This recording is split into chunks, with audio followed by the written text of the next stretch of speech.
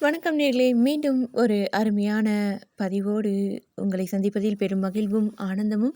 இன்றும் கூட ஒரு சுவாரஸ்யமான, அதாவது மனித நேயமிக்க ஒரு பதிவை தான் பார்க்க இருக்கிறோம். வாருங்கள், உறங்கும் முன் ஒரு அருமையான சிந்தனையோடு உறங்க செல்லலாம் அல்லவா?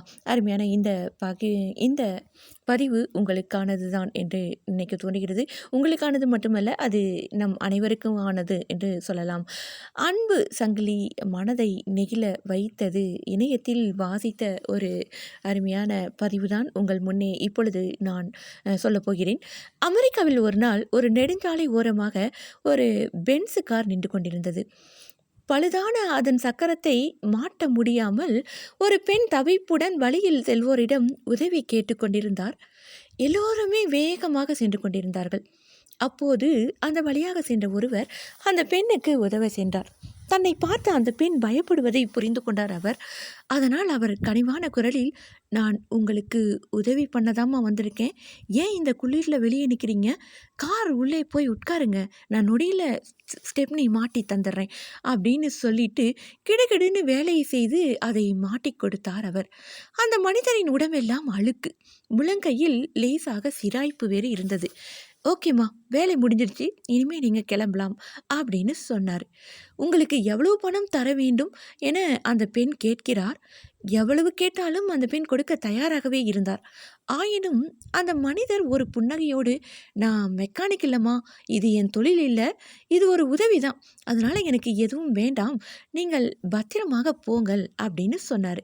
இல்லைப்பா, நீங்கள் இந்த நடுவழியில் உதவி செய்யவில்லை என்றால் என் கதி என்ன ஆகுமோ அப்படின்னு நான் கலங்கி போயிருந்தேன். அதனால் எவ்வளோ வேணும்னு தயங்காமல் கேளுங்க, கொடுக்கறேன் அப்படின்னு அந்த பெண் சொன்னாங்க. அதற்கு அவர் சொல்கிறாரு, அப்படின்னா ஒன்று பண்ணுங்க மேடம், என் பெயர் பிரைன் ஆண்டர்சன். அடுத்த முறை உதவி தேவைப்படுற யாரையாவது பார்த்தீங்கன்னா, அப்போது எனக்கு கொடுக்க நினைக்கிற தொகையை அவங்களுக்கு கொடுத்துட்டு என்னை மனசில் நினச்சிக்கோங்க, அது போதும் அப்படின்னு சிரிச்சிட்டு வந்த வழியை பார்த்து சென்று விட்டார் பிரைன் ஆண்டர்சன். சில மைல் தூரம் போனதும் ஒரு சிறிய உணவகத்தில் காரை நிறுத்தி உணவருந்த சென்றார் அந்த பெண்மணி. அங்கு ஒரு பணிப்பெண் வேகமாக வந்து முகத்தை துடைக்க முதலில் ஒரு துண்டை கொடுத்தார். சாப்பிட என்ன வேண்டும் என கேட்டு சுறுசுறுப்பாக பரிமாறினார். அந்த பணிப்பெண் 8 மாத கர்ப்பிணியாக இருந்து கொண்டு முகத்தில் எந்தவித சோர்வும் இன்றி இப்படி வேலை செய்வதை ரசித்தார் அந்த பெண்மணி. சாப்பிட்டு முடிந்ததும் அவர் $100 கொடுத்தார். அதை கொடுக்கும்போது பிரைன் ஆண்டர்சனை நினைத்து கொண்டார். அந்த பணிப்பெண் கட்டணத்தொகை போக கல்லாவிலிருந்து மீதி சிலரை வாங்கி கொண்டு வருவதற்குள் அந்த பெண் வெளியேறி காரில் கிளம்பி போய்விட்டார். அடடா, மீதியை வாங்காமல் போயிட்டாங்களே அப்படின்னு நினச்சிக்கிட்டே மேஜையில் பார்த்தால் கை துடைக்கும் துணிக்கு கீழே இன்னும் $400 பணம் இருந்தது. கூடவே ஒரு துண்டு சீட்டில், மை டியர், இந்த பணம் உனக்கு தான், இந்த சமயத்தில் உனக்கு இது தேவைப்படலாம், மற்றபடி நீ எனக்கு எதுவும் தர வேண்டியது இல்லை. ஒரு நெருக்கடியில் முகம் தெரியாத ஒருத்தர் எனக்கு உதவி செஞ்சார், அதன் தொடர்ச்சியாக இப்போது உனக்கு நான் செஞ்சிட்ருக்கேன்.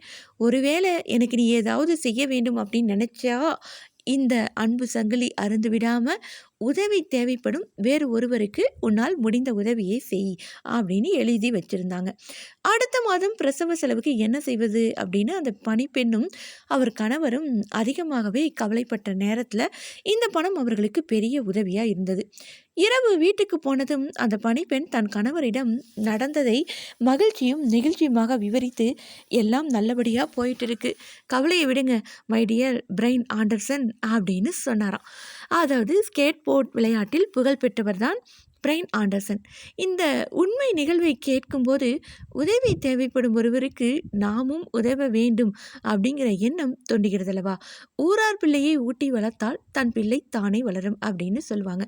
தக்க நேரத்தில் யாருக்கோ நாம் செஞ்ச உதவி நமக்கு உதவி தேவைப்படும் போது வேறு யாரோ ஒருவர் வழியாக கிடைப்பதை நீங்கள் அனுபவித்திருக்கலாம்.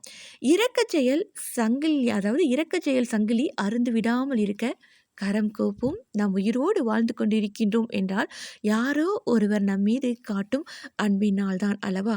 இப்படியான ஒரு அருமையான பதிவோடு மீண்டும் சந்திக்கலாம். அதுவரை உங்களிடமிருந்து விடைபெறுவது நான் உங்கள் அன்பு அறிவிப்பாளர் சகோதரி இளைவேணி கிருஷ்ணா. வணக்கம் அன்பு நேய சொந்தங்களே, நன்றி நேர்களே.